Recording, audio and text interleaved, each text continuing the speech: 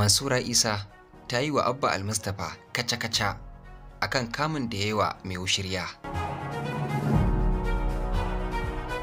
Jaruma a masana'antar Kannywood wadda ta kwana biyu ana fafatawa da ita a masana'antar, sannan kuma har yanzu ana ci gaba da damawa da ita sama-sama, wato dai Mansura Isa ta rufe ido, ta ajiye alaƙa da kusanci da wani mutunci a gefe, ta yi wa shugaban hukumar tace fina-finai ta jihar Kano, Abba Almustapha, wankin babban bargo, ta masa fata-fata, ta masa kaca-kaca akan abin da ya yi wa jarumin TikTok Ashiru Idris mai wushirya.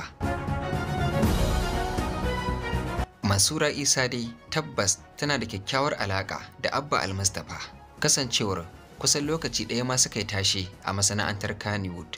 Sannan kuma bugu da ƙari, Abba Almustapha yana da kyakkyawar alaƙa da tsohon mijin Mansura Isan, wato Sani Danja. Amma kuma duk da duk waɗannan, Mansuran ta rufe idanta, ta kora wa Abba Almustapha bayani da kakkausar murya akan kamun da yawa Idris mai wushirya, har ma ya kai shi kotu. Ita kuma kotu ta miƙa shi zuwa kurkuku. Shi dai jarumi Abba Almustapha, kamar yadda aka sani, shine shugaba a hukumar tace fina-finai ta jihar Kano, sannan kuma shine ya kama Idris mai wushirya tare da shi da wannan baiwar Allah, wato Abasiyya 'yar guda, a dalilin irin wallafe-wallafen da suke yi da suka saba da ƙa'ida ta addinin musulunci da kuma al'adar malam Bahaushe, wanda Abba Almustapha ya gurfanar da su a gaban kotu akan wannan dalilin. Ita kuma kotu a karan farko ta sa aka ta sakeyar su zuwa gidan gyaran hali, wato kurkuku.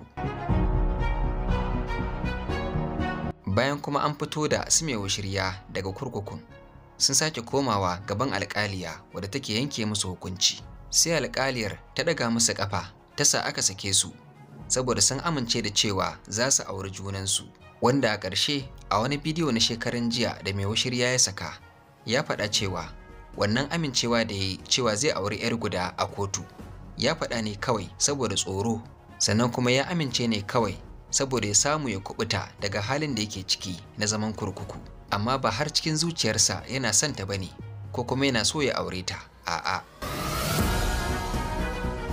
To tun farko kamawar da Abba Almustapha yawa Idris mai wushirya shi da 'yar guda akan irin bidiyoyin da suke yi, suke kuma wallafawa akan shafukansu na sadarwa, shine yanzu abin da ya fusata mutane, ya kular da mutane akan Abba Almustapha, kasancewar kowa ya yarda cewa abin da mai wushirya yake yi ba daidai bane, amma kuma abu ne kamar fim. To don haka shi ma kanshi Abba Almustapha a cikin fina-finai ya sha fitowa ba so ɗaya ba, ba so biyu ba, a matsayin mijin wata kuma a cikin fim, ko kuma ya fito a matsayin yana matuƙar ƙaunar wata zai aure ta. To kenan kotu za ta iya kama shi Abba Almustapha ta haɗa shi da wannan jaruma ta yi musu aure kamar yadda aka yi wa Idris mai wushirya shi da 'yar guda. Kafin ku ga fatattakar da Mansura Isa ta yi wa Abba Almustapha akan wannan batu, bar ku fara ganin wannan. Abin da nake so in yi magana akai shine, na farko zan tabbatar wa cewa su kungiyar tace fina-finai na Kano sun raina maka wayo ne, raina ka suka yi. Yawa, an raina maka wayo ne saboda ban ga bambancin abin da kake yi da fim ba. A fim ana ɗauko matar ƙarya a hau kan gado a kulla ɗaki, ana muku bidiyo a matsayin matarka ce duka na ƙarya saboda fim. Abin da Ashir Idris mai wushirya shine aure ne shi ma yake faɗa za su yi na ƙarya, an gani sun yi pre-wedding, duk abin da kai babu abin da ba a yi a fim. Amma abin da ya tashi aka tashi raina ma wayo, wai dan fim ne zai kama ka akan kana fim. To shawari zan baku 'yan Kano, tunda a yanzu abin da yake faruwa, duk wanda ya fito iya ƙarya ko kuma yana fim da mace cewa zai aure ta za a kama shi. Billahi lazi mai wushirya da Hadiza Gabon ma kai wannan abin. Da Hadiza Gabon kai, ko da su mai numfashi, ko da su Fati Gombace, ko waye suna wannan yarin El Gombe, Maryam Gombe, waye Momu Gombe, kaga su mata ne har yanzu dai, duk da dai gashi nan dai abin dai su ma dai an musu irin kisan gwani. Ka san kisan gwani, zaka ga body dai ga body dai a tsaye mai kyau, amma ta ciki duk abubuwan hauka ce kawai da hayaniya. Duk da su ma an musu irin wannan kisan gwanin dai, amma akwai gwanda-gwanda da irin, ka gane, inda da Momi Gombe kai wannan abun ko ba uban da zai maka aure, inda da Hadiza Gabon kai wannan abun babu wanda zai aura maka ita.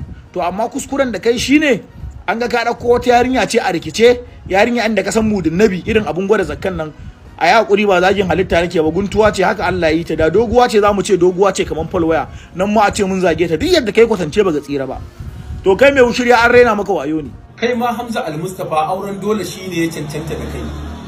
Dan me zaka ce amma wanda ya rawa da wata hukunci, kai ma din amma hukunci ka aure Asiya Ciya Lady. Ai kana rawa da ita da ire-iren su.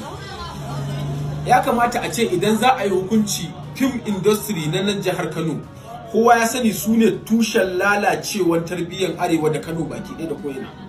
A nan mu dai nan yankin mu na Hausa su ne tushe. Su waye suke kwasan mata balagai a tafi da su location a kwana a hotel da sauransu ba muharraman su. Su waye ake cuɗan ɗaniya da sunan film. Su waye suke yin a zo namiji na lallawo da cikin mace yana mammatsa jikinta ko'ina da sunan makeup. Wallahi in film ne kowa ya sani. Me yasa baka je ka ce su zo su a zo ku auri junanku ba? Wallahi Hamza Al-Mustapha da girmamawa da komai, na rantse da Allah in za a kashe ka a ce ka auri Asiya Ciya Lady, billahi allazi la ilaha illa huwa, sai dai a kashe ka ma ba za ka aure ta ba. Kai ba ita ba da yawa daga cikin film wallahi ba za ka aura ba. Saboda mene? Ka san ba mutanen kirki bane. Ni ban ce duka film ba mutanen kirki bane, amma abin da yake a zahiri nake magana akai. Ya kamata mu rinka adalci. Mai girma komanda na Hisba da Warawa kana da ilimi. Kuma kai dan adam ne zaka iya ajizanci, zaka iya abin da yake ba daidai ba, saboda kai ba wanda bai kuskure a duniya. Dan haka anan kai kuskure. Ka sani auren dole a aura mutum wanda baya so kuskure ne, amma ka goya ma abun baya. To muna kira gare ka da muna tunashe ka sani wannan abun bude barna ne, baya santa ya fito ya faɗa. Kun sani auren dole haramun ne ko a addini. Ya kamata ku haramta wannan auren. Duk abin da za a yi haifar da banna bai kamata a ce a zo ana yi ba. Shin yau mutane nawa ne ga su nan a duniyan nan ana ganin su a nan jihar Kano, ɗan fim ɗin da suke raye-raye da gidajen gala da sauransu, ga karuwai nan ana gani. Me yasa ba a yi maganin su ba? Saboda suna da gata an tsaya musu ko? Shi kuma da yake me zan ce, an ganshi shi kawai a galala, an same shi ya zo ya yi kuskure ko ni ba ina goyon bayan shi bane. Abin da ya ba daidai bane, ba koyarwar addinin musulunci bane. Inda yau Ashir ya ce yana son yarinyar nan, wallahi a aura mai ita daidai ne. Amma bai ce yana son ta ba, bai amince ba, kowa ya sani baya so tun kawun baya furta din. Don me za ku ce ya aura? Da ka so ba haka Allah ya so ba. Abba Al-Mustapha dan iya ko in ce maka iya tu. Baka da komai face hasada a zuciyarka. Kawai kana kallon famous TikTokers ne, amma suna damun ka a zuciyarka. Ba abin da ya mamaye zuciyarka face bakin ciki da hasada. Kar 'yan TikTok su dago, su samu ɗaukaka, su samu views, su samu payment da ake biya a social media handles. Kawai don ƙarfin hasadarka, don son zuciyarka. Bayan ka kama shi ka garkame shi kadai akan content ɗin da yake yi. Ba ma goyon bayan content ɗinsa domin akwai kurakurai, amma gyara yake bukata a cikin content ɗinsa. Kuma ina da yaƙini Abba Al-Mustapha da yayi rijista, wallahi ba lalle bane ka kama shi. Da yayi rijista ba lalle bane ka kama shi, sai dai ka ce maybe ka dakatar da shi ko kuma ka kira shi cikin lumana ka bashi shawara. Amma da ke Allah ya yi ka da son zuciya, ya za ka yi dukkan wani dan TikTok da ya samu ɗaukaka ka dakile shi idan a ƙwaryar garin Kano yake.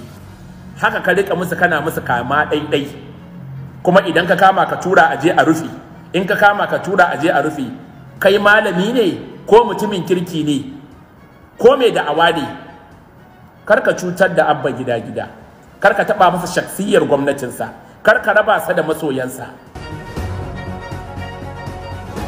Ita ko Mansura da ta tashi ta tafatattakar rubutu ta yi ta kuma wallafa akan shafukanta na sadarwa, wanda kamar inda kuke gani da farko ga abin da Mansuran ta rubuta. Abin da mu kawai muke faɗa shine auren dole a'a ne kawai. Yawwa sun yi laifi, an hukunta su har prison an kai su. Me kuma kuke so? A kashe su? Ko sai sun mutu ko an kashe su za ku samu nutsuwa? Da zarar kuma wani ya mun magana shirme, kai tsaye zan yi blocking ɗin shi. Blocking na kai tsaye zan masa. Ba ni da lokacin surutu da kowa. Magana ɗaya tal za ka yi min ta shirme, kafin kai ta biyu tuni na yi blocking ɗinka. Mansura Isa ta ci gaba da kora jawabi da cewa mumini an san shi da yafiya, an kai su prison, daga prison suka fito fa. Me kuke so kuma a yi musu? Dan san ranku sai a cuci 'yar mutane? Wane ne baya aikata zunubi a cikinmu? Waye zai bugi kirji bai taɓa laifi ko ɗaya ba? Waɗannan masu wallafe-wallafen a TikTok ba fa daga sama suka faɗo ba, kuma ita matar nan ba yarinya ba ce, da izininta da yardarta ake komai. Jaruma Mansura Isa ta ce, kowa ya yi haƙuri, kai kuma Idris mai wushirya kar ka sake, ka nemi tuba wajen Allah ba mutane ba, yawwa, a kiyayi nan gaba, taɓe-taɓe babu kyau, tunda ba muharramaka ba ce ita, yawwa.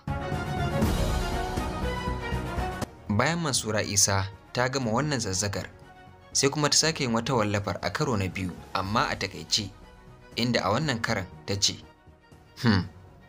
ka san 'yancinka a matsayinka na ɗan Najeriya, ba uban wanda zai iya kawo maka wani kashi ko iskanci. Ka san doka, ka san 'yancinka, ka kuma san kai waye. Akwai doka fa a ƙasar nan fa. Ɗan talaka ya shiga uku a ƙasar nan. Akwai babbar kotu ta ƙasa fa, yawwa.